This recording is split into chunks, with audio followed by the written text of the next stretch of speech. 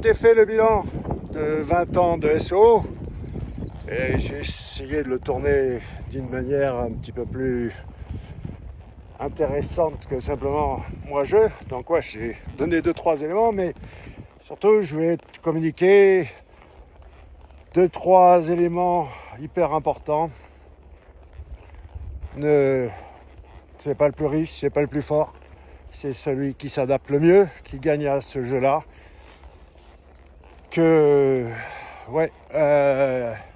Si tu veux faire partie des meilleurs, il faut rentrer dans la matrice. C'est pas les robots qui vont me rendre obsolète, je sais pas pour toi, mais clairement, moi je vois les 2 prochaines décennies aussi glorieuses que les 2 précédentes. Et aujourd'hui, 30 ans d'entrepreneuriat, ouais mon gars, parce que 1994, diplôme en poche d'une prestigieuse université américaine, j'ai déménagé avec des potes dans l'East Village à Manhattan. Alors pour être franc, j'espère que tu m'entends, parce qu'il y a du vent. Je ne sais pas comment est l'isolation de voix sur les AirPods. Donc à l'université, déjà j'avais compris la règle de l'offre et la demande. Les étudiants veulent sortir, donc il faut des étudiants qui organisent des fêtes. Je me suis porté volontaire et ça s'est transformé en véritable business. Donc j'avais du boulot, je suis un double major Political Science et American Studies.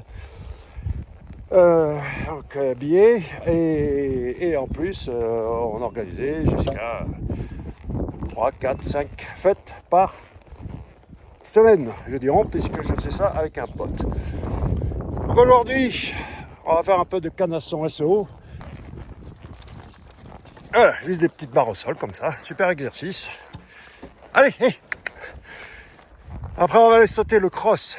Mais 30 ans d'entrepreneuriat, ça se résume un petit peu à ce que je vais faire, parce que là, tu vois, ce sont des barres amovibles qui tombent. Le cross, ça bouge pas, ok. Et quand tu veux même à la limite, quand on redémarre la saison de saut, les compètes de dressage sont terminées, on enquille sur le saut. La fille était championne d'Andorre la saison dernière. Alors que cette jument, quand on l'a achetée, quand est-ce qu'on l'a achetée ? À l'automne dernier, c'est ça ? Il y a 1 an ou 2 ans, je sais plus. L'âge avec Alzheimer. Elle sautait pas, elle voulait pas. Elle sautait un petit peu à l'entraînement comme ça, mais en compétition, elle a jamais sauté une barre. Donc de pas sauter une barre championne d'Europe, championne d'Andorre pour lapsus révélateur. Parce que j'ai les championnats d'Europe master de VTT de descente. Quand est-ce que j'ai ça ? En août, à Champéry avec un P. Hey, galop, hey.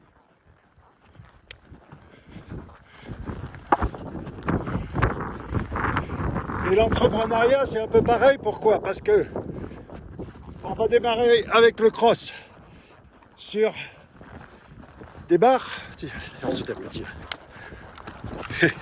Avec des barres qui bougent pas et qui sont pas au sol. Alors c'est pas un gros cross, ça doit aller de... Hey, ça doit aller de 60 à 60 à 1 mètre, 60 cm à 1 mètre. Mais bon, quand même.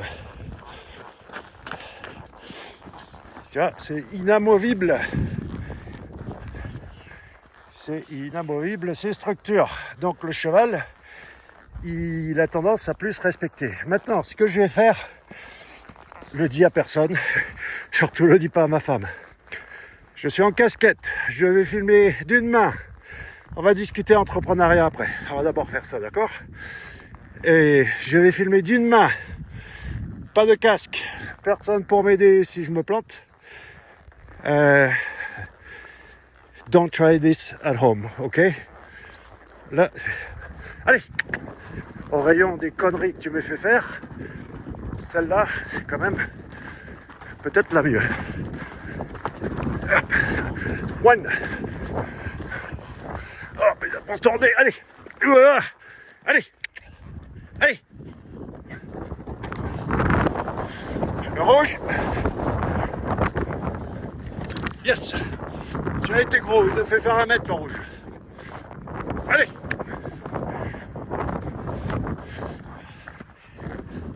Après, j'ai quand même une particularité, c'est que je tombe pas à cheval.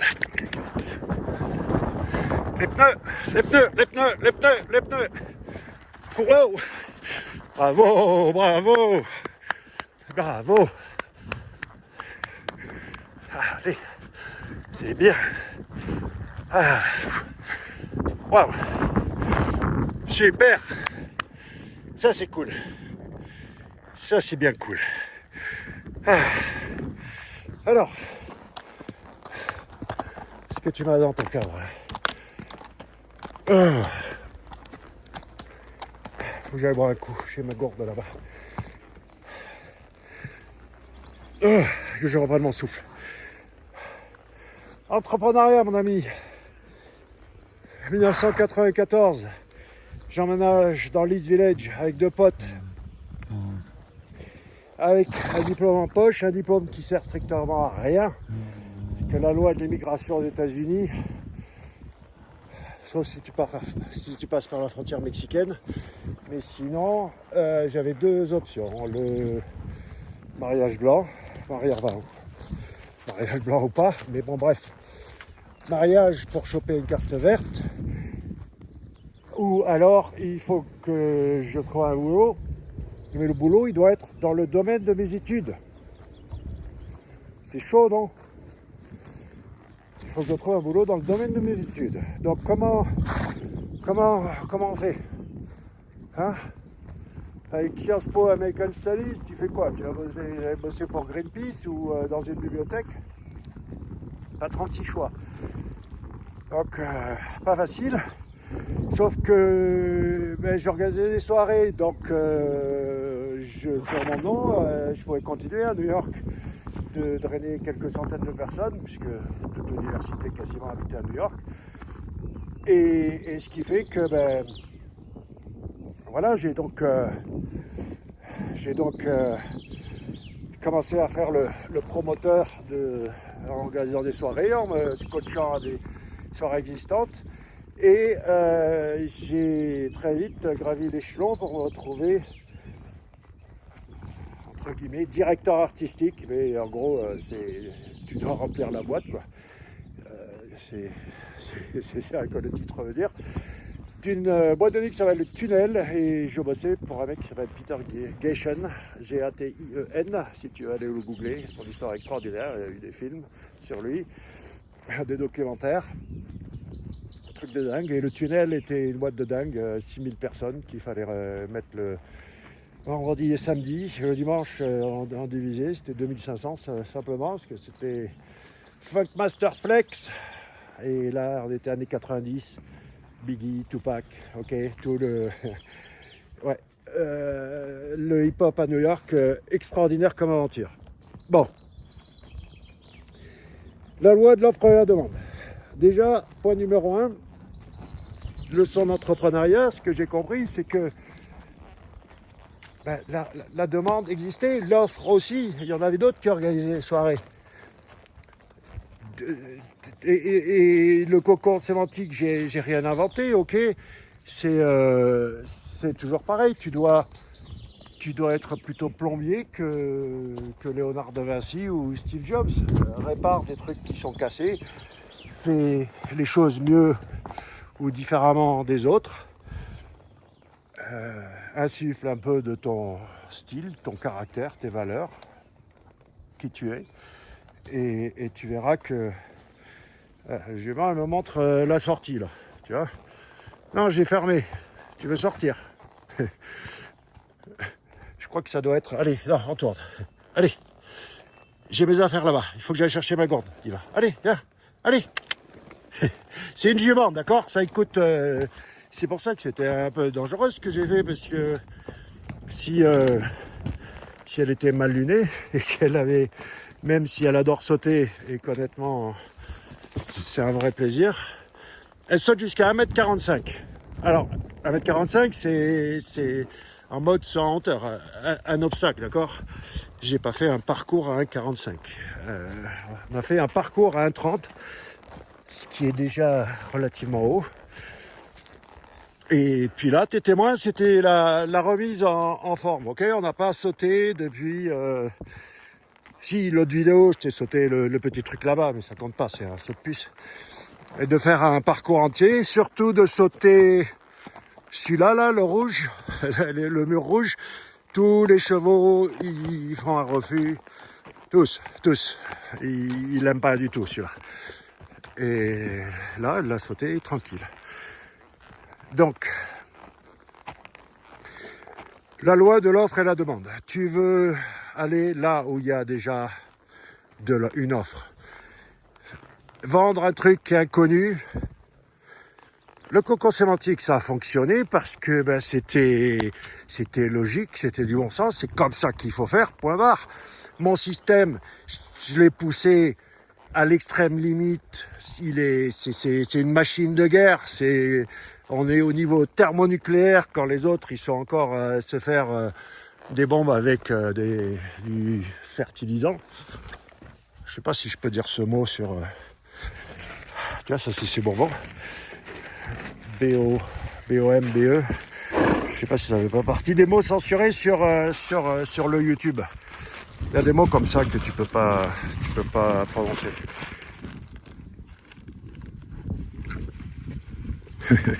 Ceux qui donnent à manger aux chevaux comme ça, d'accord, regarde. Regarde. Me mords pas. D'accord. Je te présente Diva. Bonjour à tout le monde. Bonjour au SEO. T'es pas joli quand tu mets les oreilles comme ça, là. Les oreilles. Diva, les oreilles. Voilà. Comme ça, les oreilles. Je te jure, c'est un cheval de cirque. Hein? On rentre à la maison? Diva? On rentre à la maison ou pas? Voilà. Comme ça, les oreilles.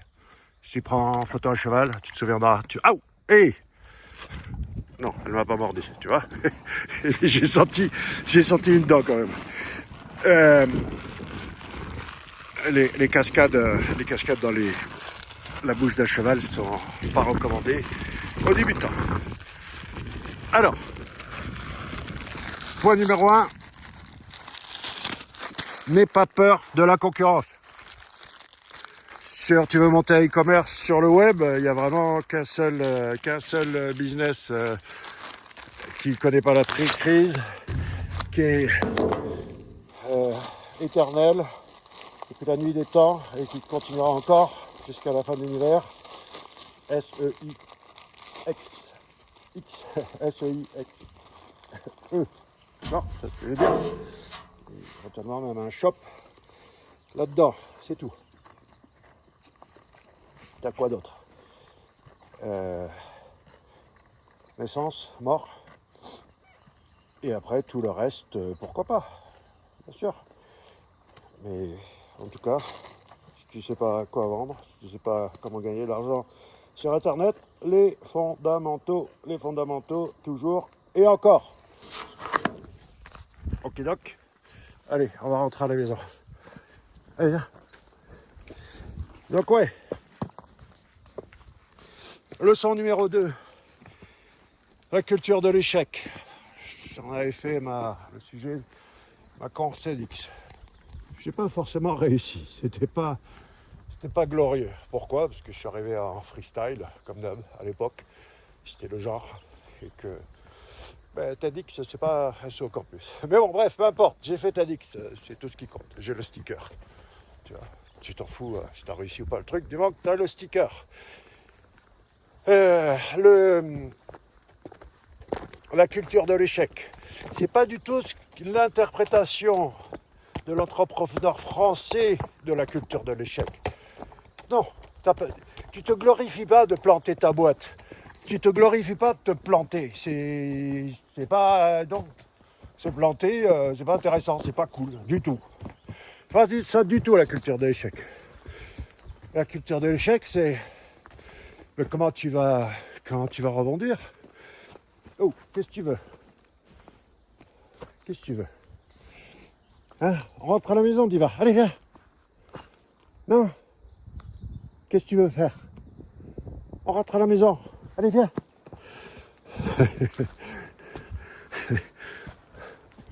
Ah, les femmes. Diva, jument de 8 ans et demi, 9 ans, c'est l'âge d'or pour les chevaux, pour faire la compète. D'ailleurs, c'est pas mon cheval, c'est celui de ma fille. Et s'il y a un air de déjà vu, si tu penses qu'elle est très jolie et tout ça, ben c'est en fait ma fille aujourd'hui a 13 ans, mais depuis plusieurs années, elle me gavait à vouloir acheter ce cheval. Parce que c'est le sosie de qui? De Spirit, le dessin animé. Spirit, t'as un truc dans l'œil. Fais voir ton œil. Attends, je t'enlève. T'as un truc dans l'œil. Attends, regarde.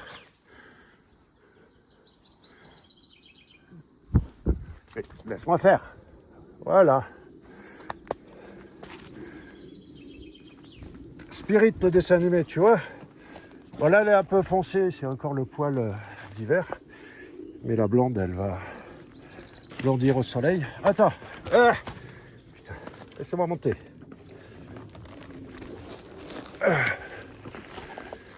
Et... elle est du jeu encore ou quoi? Allez, galop!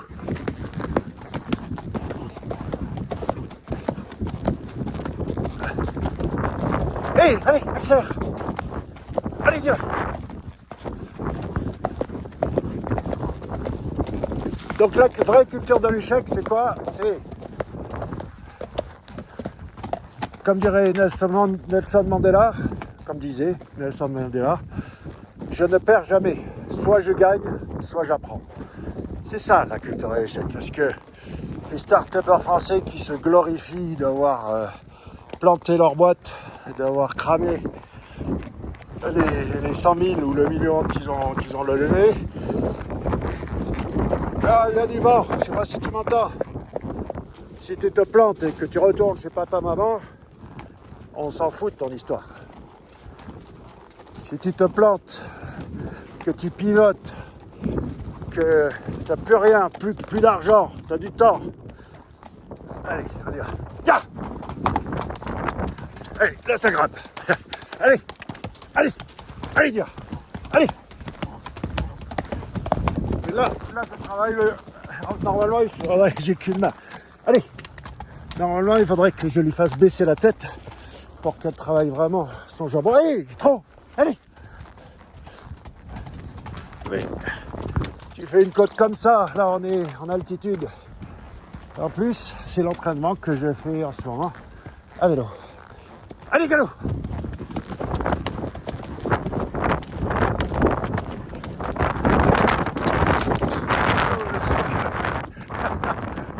Voilà, la tête d'une coquine qui vient de me faire un rodéo. Tu l'as pas senti ni vu, mais c'était pas un saut, c'était un méga coup de cul en visant le truc orange qui est au milieu du chemin. Ok, le vent est tombé, on peut parler. Ou en tout cas, je suis du bon côté de la montagne. J'avais des mauvais côtés, tu vois, ça tient à un virage près. Donc, t'es paralysé, t'as des araignées dans la tête qui font que tu fais pas. Et tu fais pas quoi? À la limite, peut-être que tu vas faire du performance marketing qui est court-termiste, c'est-à-dire, oh putain, là, attends. Ah, le plastique. Là, on va sauter.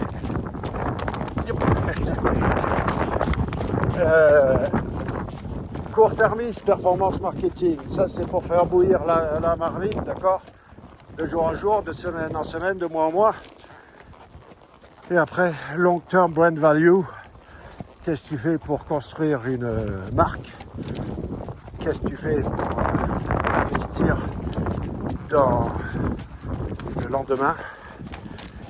Et dans le lendemain, c'est-à-dire 6 mois, 1 an, 3 ans, 5 ans, la valeur d'une marque pense à ça. Performance marketing versus long-term brand value. Mais surtout, qu'est-ce qui empêche là, a priori, tu t'es lancé. Bon, non. Bah ouais, tu peux tout à fait être in-house. Tu veux bosser chez un éditeur. Ou tu peux très bien aussi bosser dans une agence. Tu comprends ce que je dis, Diva? Tu t'affiches ça te parle, l'entrepreneuriat? Donc ouais, réfléchis au truc, pourquoi les cons ils réussissent, pourquoi les abrutis ils réussissent. Pourquoi tu les vois réussir, ceux qui sont des fakes, des nazes, qui ne savent pas de quoi ils parlent? Pourquoi ils réussissent? Parce qu'ils n'ont pas les filtres que toi tu as. Ils s'en tapent, un petit peu comme moi d'ailleurs.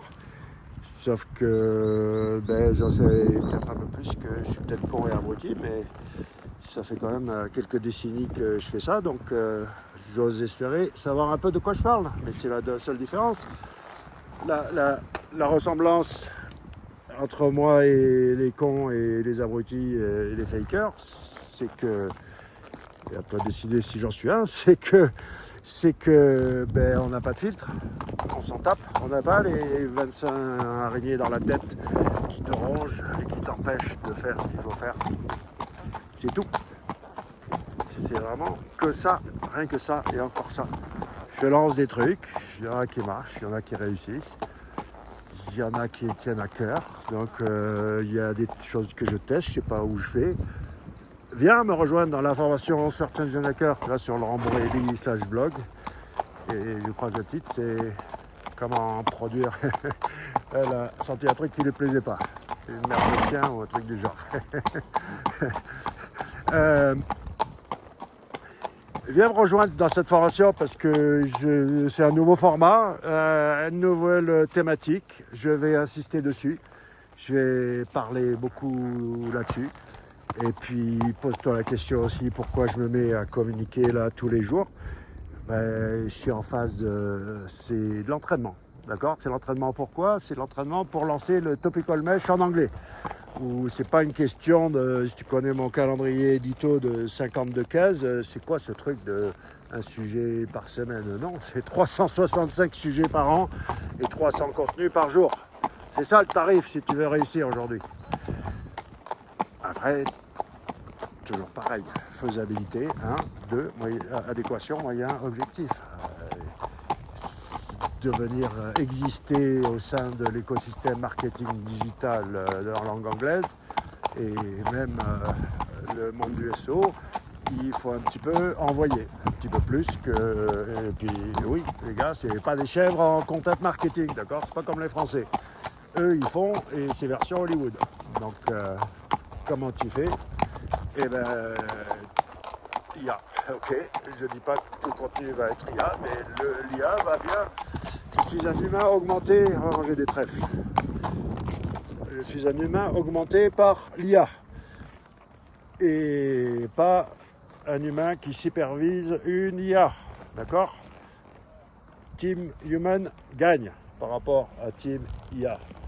Team IA supervisé par humain perd par rapport à Team Humain assisté par IA. Donc ça aussi, c'est des trucs qu'on va voir dans la formation et surtout voire même les webinars. Parce que comme je viens de te dire, je compte m'arrêter après une poignée de vidéos et un webinar. On part pour tout un cycle Search Engine Hacker. Donc rejoins-moi, rejoins-nous maintenant. Et la promo, elle va s'arrêter là, à SAP. As soon as possible. Si elle ne s'arrête pas demain, elle s'arrête après-demain ou dans les heures qui viennent. En tout cas, c'est plus qu'une question d'heures avant que la promo s'arrête. Donc t'as rien à perdre, le prix est symbolique. C'est normalement le genre de truc qui vaut dans les milliers d'euros et pas dans les centaines. Alors, on est dans le bilan de 30 ans d'entrepreneuriat. Il y a 30 ans, donc, je bossais pour Peter Gation au tunnel. Alors c'était le roi de la nuit, il avait le Palladium, le Lamplight, le tunnel, il y avait le Club USA aussi qui était mortel. Donc, moi, prince de la nuit à New York, dans la vingtaine, je te laisse imaginer le carnage. C'était magnifique. Oui, tous les 3 mois, je faisais aller-retour France, Paris-New York pour renouveler mon visa de tourisme. C'est-à-dire que tu peux rester 3 mois aux États-Unis en remplissant un petit papier dans l'avion. Et fin 97, un douanier un jour me dit: toi, le gigolo français, retourne à la maison. Il a dit que j'avais pas violé la loi, mais que j'avais violé l'esprit de la loi. Donc c'était pas une faute grave, c'est simplement, voilà, le type, il voulait. C'est le genre de truc, surtout à l'époque là, c'était avant le 11 septembre, c'était avant aujourd'hui, à partir des années 90. Honnêtement, c'est vraiment le genre de truc pile ou face quoi. On te laisse passer ou pas. On m'a pas laissé passer. Retour en France. Retour à l'événementiel, puisque c'est ce que je voulais faire. Promoteur. Puis ensuite, j'ai repris ma carrière de joueur de rugby, où j'ai même fait une saison au Stade Français en 2000. Et puis après, je suis tombé dans le bar du SO en 2003-2004. Mes retours des années 90 où je bossais aussi pour une agence. Enfin, c'était les mêmes mecs, hein. C'était aussi des gens de la nuit. Et on bossait sur ce qu'on appelait à l'époque les leaders d'opinion et ce qu'on appelle aujourd'hui les influenceurs. Je peux deviner les brins d'herbe qu'elle va viser quand on se balade. Le truc, il est de dire, ouais, tu en avais par exemple la marque Camel de cigarettes, d'accord, comme client R.J. Reynolds. Et enfiler 3000 balles à nos potes patrons de boîtes de nuit branchées, restaurants et bars à la mode. Et on investissait le lieu, mais en manière soft. Tu vas pas mettre la bannière Joe Camel là, avec son Perfecto dans un bar branché à New York. La seule PLV, le seul truc, c'est nous qui avions inventé tu vois, c'était le contour du chameau en néon. Il y en avait un genre du côté des chiottes de ça. Et puis après, on avait fait des cendriers en porcelaine. C'était des paquets de cigarettes écrasés. C'était super joli. Les gens les volaient, c'était fait exprès. Et puis tout ce qu'il y avait comme pub PLV, publicité sur le lieu de vente. Par contre, ce qu'on faisait, c'est que tout le monde, du physio, videur, serveuse, patron, à côté de la caisse, sur le plateau, d'accord, partout, les gens, les personnels, ils pouvaient fumer ce qu'ils voulaient en dehors du boulot, sur le lieu de travail, Camel. Et ça a tellement bien marché, c'est-à-dire qu'on a tellement donné l'impression que le milieu branché de New York fume de la Camel. Première année, le budget était de 250 000 $ pour faire 2 villes, Chicago, New York. 2 ans après, ils ont remonté le budget à 65 millions $. Donc t'en veux des opérations de branding auxquelles j'ai participé, et là on parle des années 90. Donc là, c'est pas juste construire une marque, ok, pas faire le logo avec le chameau et la police de caractère et la couleur jaune des paquets de cigarettes. C'est véritablement la promotion de la marque, prouver une valeur ajoutée autour de la marque. Est-ce que c'est vraiment ça? En plus, c'est des clopes. Plutôt faire rêver, construire un écosystème qui est aussi une manière de construire, de prouver de la valeur ajoutée. Dans tous les cas, que ce soit quand je me suis fait virer des États-Unis, quand je suis retourné aller bosser à poste de l'université qui pèse plus de 200 millions $, m'a fait une offre à la Don Corleone qu'on ne peut pas refuser. Un pont, ok. Et là, on était 2007. 8-9 mois après, j'ai dit non. J'ai dit stop. Pas pour moi, désolé. Les millions, le chauffeur, la Brownstone, Upper East Side. Désolé, mais le facteur emmerdement était bien trop grand pour que j'accepte de continuer dans ce parcours. Après, t'as un truc qui est aussi de dire qu'est-ce que tu veux toi, qu'est-ce que tu cherches. Gagner de l'argent dans l'entrepreneuriat, ben, ça vient avec le truc en fait. Si ton objectif c'est gagner de l'argent, tu peux en gagner. Je te garantis que tu te feras beaucoup plus chier et tu vas carrément moins en gagner que ceux qui partent dans une autre direction. Quelle est cette autre direction? Partir de l'objectif de résoudre un problème, d'apporter quelque chose, d'apporter une solution et au minimum que ça t'intéresse. Si tu vas faire un truc qui te gonfle et que c'est uniquement pour le pognon, combien de temps tu vas durer?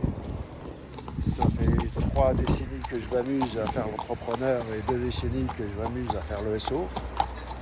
Je m'amuse. Avec mon pote Eric Landry, à chaque fois qu'on démarre un truc, c'est toujours la conversation, elle se termine toujours de la même manière. Allez, on va s'amuser. Fais gaffe quand même au truc de Confucius, là. Trouve le moyen de gagner de l'argent avec une passion et tu n'auras pas l'impression de travailler à ce jour dans ta vie. Ça, par contre, je le mettrai en bémol. Je suis passionné par le VTT descente, je suis passionné par la photographie. J'ai failli plonger, le rugby était une passion et j'étais promis à un bel avenir. Oui, je faisais partie de ceux sur qui on comptait. J'étais payé en junior, j'avais un appart, c'était fabuleux. Et mes parents m'ont fait une offre que je ne pouvais pas refuser. Ils m'ont dit allez, laisse tomber le rugby, on t'offre des études aux États-Unis à New York. Ouais, j'ai choisi les études aux États-Unis au lieu d'une carrière de joueur de rugby. Où avant ça, je faisais du motocross. Bref, sport de haut niveau, j'ai pas pris ça. J'aurais pu. Et je le regrette pas puisque tu vois que je m'amuse toujours. Je m'amuse toujours à jouer dans la montagne tous les jours. Et je fais toujours de la compétition, donc on fait du saut d'obstacle. Bon, il passe l'abruti là avec son truc. Allez, voilà.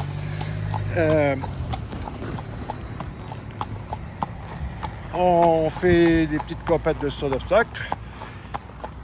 Je fais toujours du VTT descente au plus haut niveau, puisque championnat d'Europe Masters, d'accord, pour les plus de 35 ans, 34 ans je crois.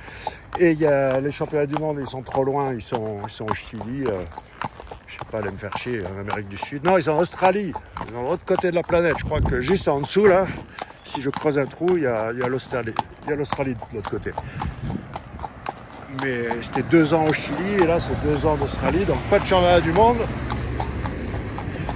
Et ça c'est peut-être l'autre leçon pour continuer sur le truc de t'as les araignées qui te tournent dans la tête et qui t'empêchent de réaliser ce que tu devrais réaliser. Tu prends toutes les excuses pour pas faire et du coup soit tu perds, soit tu gagnes pas. Ou tu gagnes pas autant que tu devrais le gagner si vraiment tu faisais les choses à fond. Donc oui, ça c'est apprendre. J'ai la chance d'avoir le spirit américain avec le côté naïf sans être péjoratif justement, où clop, clop, c'est pas cool ce son là, clop, clop, clop, clop, clop, clop, on y va. Le côté naïf qui permet aux cons abrutis comme moi et d'autres de faire des trucs que toi t'oserais pas faire ou qui bloquent parce que. Et puis dernière chose pour terminer, c'est se faire mal un petit peu, ça vient avec, sortir de sa zone de confort. Ton cerveau il fait tout pour te protéger et t'empêcher de sortir de ta zone de confort. Et va trouver un job. Et va faire autre chose que du SEO parce que être entrepreneur dans le SEO, c'est pas pour ceux qui veulent être plan-plan. La preuve, là, ils vont tous abandonner. Ceux qui en ont vraiment dans le pantalon, ils rejoignent ma formation Search Engine Hacker. Les autres, soit ils vont abandonner, soit ils pensent avoir tout compris et ils n'ont pas compris que c'est justement un, j'ai pas tout dit, et deux, c'est ensemble qu'on va trouver la solution. Ensemble. Ça va être une discussion, ce cycle Search Engine Hacking Masterclass. Et là, c'est que le début. Et c'est toujours plus sympa d'être là au début. Mais oui, moi j'ai la chance d'avoir fait du sport de haut niveau et que la douleur c'est vraiment un truc dans la tête, quoi. C'est pas... Non, c'est rien. Physiquement, ça fait pas mal. C'est que un truc dans la tronche, quoi. Encore une fois, une araignée dans la tête. C'est un os cassé. Déjà, quand tu te casses un os, tout de suite, ça fait pas mal. T'as l'adrénaline qui prend le dessus, ça va faire mal 20 minutes après un os cassé. Donc, ok, explique-moi pourquoi. Si vraiment ça faisait mal un os cassé, ça te ferait mal de suite, non? Alors, et puis si comme moi tu te cassais les côtes tous les ans, je te garantis qu'au bout d'un moment, les côtes cassées, j'arrête une semaine. Une semaine, 10 jours max. Est-ce que ça fait mal après quand je recommence? Oui. Mais est-ce que c'est une douleur supportable? Parfaitement, j'en ai rien à faire de cette douleur. Oula, mon ami, je crois que on est rentré. Je sens la pluie. Alors, voilà comment on range, tu vois. Et pourquoi on monte et on descend du côté gauche? Ce que je ne fais pas, j'aime bien monter et descendre des deux côtés. Encore un truc à la con, tu vois. Les gens ne savent pas pourquoi. Et surtout qu'il ne faut pas habituer. Quand tu es dans ce chemin coincé, comment tu fais si ton cheval est habitué à ce que tu montes que du côté gauche? Tu montes du côté gauche, parce qu'à l'époque, les mecs qui portaient des épées. Donc si tu montes du côté droit, tu allais piquer ton cheval. Ok? Voilà d'où ça vient. Donc aujourd'hui, on ne porte pas des épées trop souvent quand on monte à cheval. Ok? Donc pourquoi monter du côté gauche? Parce qu'on m'a appris comme ça. C'est une connerie. Il faut habituer ton cheval des deux côtés. Pareil pour entrepreneur. Pourquoi les gens font des choses d'une certaine manière? Pose-toi bien la question. Parce qu'on m'a dit. J'avais quand même prévu de lui mettre des petites protections à ses papates. Pour faire du cross.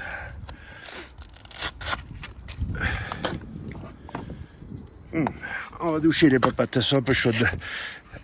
Ce truc, c'est fourré, c'est sûr. Alors, tu dois... L'entraînement, oui, c'est sûr que ceux qui ont fait du sport... Attends, dis-moi, attends-moi. C'est la bouffe qui l'attend, elle n'en peut plus. Ouais, le côté douillet de l'entrepreneur. C'est... À un moment bobo, c'est on cherche les réponses toutes prêtes au lieu d'apprendre à se poser les bonnes questions. Et après, ouais, t'as ceux qui dominent pendant des décennies, et puis t'as ceux qui sont des galériens, t'as les poètes, on en a pas mal dans le SEO, les poètes du SEO sur Twitter. Ils sont forts ceux-là. Ce qu'on voit aussi, c'est donc le peu de résistance à la douleur, à l'effort. Regarde, je te fais une comparaison. En pré-saison, là, je monte à 2000 mètres d'altitude. Et je fais des fractionnés. Donc des 30-30. 30 secondes à fond, 30 secondes à fond, 30 secondes de repos, 30 secondes à fond. Et bien série de 5, c'est 5 fois. Ou le mieux, c'est around the clock. Celui-là, il te tue. C'est-à-dire, tu démarres. 10 secondes à fond. 50 secondes tranquille, 20 secondes à fond, 40 secondes tranquille, 30 secondes à fond, jusqu'à 50 secondes à fond, 10 secondes tranquille, et à 2000 mètres, tu vomis, tu tombes dans les pommes. Mais la magie des fractionnés, c'est que ton cerveau, tu mets le corps dans le rouge, et ton cerveau va upgrader ton corps. Il va upgrader ton corps. Il va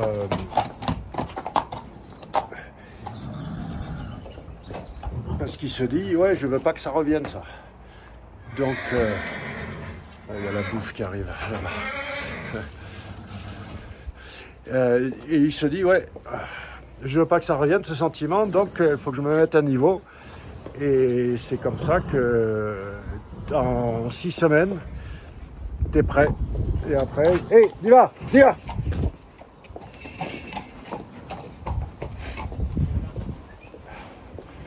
Allez, rentre. C'est là-bas ta maison. Allez.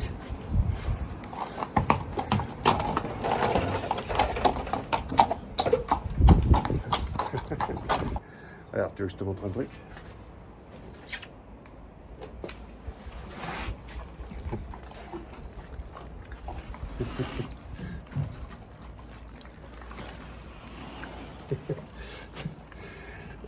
dégueulasse, mais non.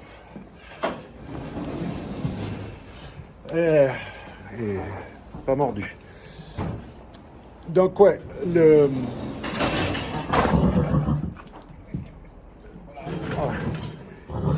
c'est fabuleux de pouvoir s'upgrader comme ça. Parce qu'avant, l'ancienne méthode, c'est genre à vélo, tu voulais faire une course de 200 km, ben fallait que tu fasses 400 km, et comme ça, tu étais sûr de pouvoir faire 200. C'est comme ça que ça marchait. Tu dois t'entraîner intelligemment, c'est ça le truc. C'est pas de t'entraîner comme un bourrin, c'est pas de faire des heures. À l'américaine, ils te disent travaille dur et tu vas réussir. Ouais, ok. Ça, c'est pour nourrir le système, quoi. Le système a besoin de travailleurs qui travaillent dur. Mais être entrepreneur, c'est travailler intelligemment, c'est pas travailler comme une brute. Tu peux tout à fait passer tous les jours faire du sport comme moi. Si je fais pas de sport tous les jours, je meurs, c'est tout. C'est même pas une option. On l'a pas douché. Tu sais ce qu'on va lui mettre. Je sais ce qu'on va lui faire. Elle adore ça. Tu vas voir, je vais te montrer un truc. Ah, c'est cool. Regarde la cascade finale que je vais faire. Regarde la cascade finale que je vais faire. Physiocrème. Tu connais pas le physiocrème ? Physiocrème, c'est magique pour tous les guerriers.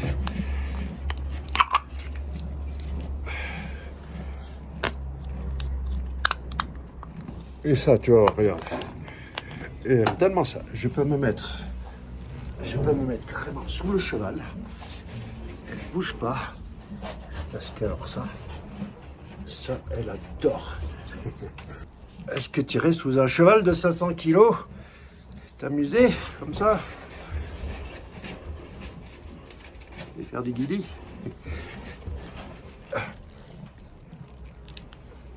Parce que c'est ça aussi, un cheval. Il faut quand même. Là, je fais le con, mais ouais, elle est grande, 1m67, donc elle doit plus être proche des 500 que des 450. Comme c'est un coup de fer, là, un coup de sabot, ça fait bobo.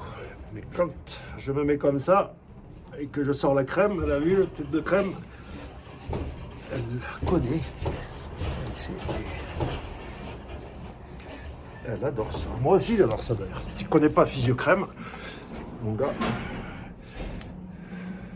Physiocrème, lien d'affiliation dans la description. Bon allez, je t'ai dit tout ce que j'avais à dire du point de vue des leçons du vieux con, l'entrepreneur depuis 30 ans 1. Loi de l'offre et la demande. Va pas jouer l'inventeur de trucs, ok? Non. Reste rationnel, reste basique. Répare ce qui est cassé. Le SEO était cassé. Comment on organisait un site web? C'était cassé. Le cocon sémantique qui ne fait que réparer quelque chose qui était cassé par les CMS, e-commerce, blog, tout ce que tu veux. Et après, aujourd'hui, le cocon sémantique, il est quantique et multiverse. Mais rendez-vous avec Fred pour le webinar cocon sémantique pour parler de ça. Ok, carrière d'entrepreneur, argent, ça vient avec. Tu fais des trucs, sois un artiste, crée. Et tu te reposes sur les épaules de géants. Copie pas. Je vais faire une copie de la Mona Lisa, ben, ça vaut que dalle. Par contre, faire une peinture inspirée de Léonard de Vinci, pourquoi pas?